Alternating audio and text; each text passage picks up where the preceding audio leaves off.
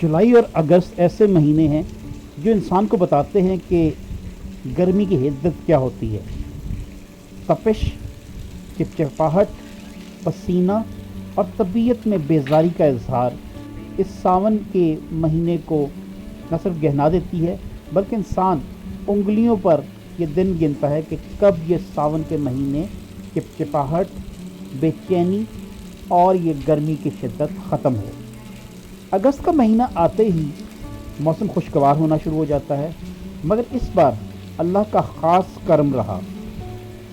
जुलाई और अगस्त के महीने में भी अब्र करम खुलकर बरसा और बारिश के जल थल की वजह से अगरचे नाखुशगवार वाक़यात भी पेश आए, मगर मौसम बहुत खुशगवार रहा।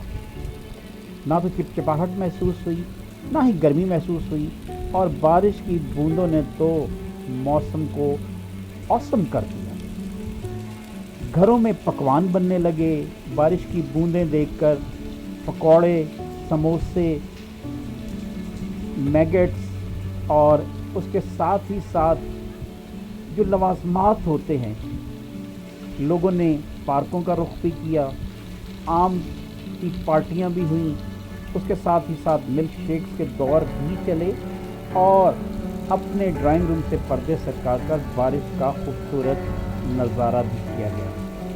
इसके साथ हमने एडिटिंग भी की, क्योंकि journey of miles begin with the single step right to Allah.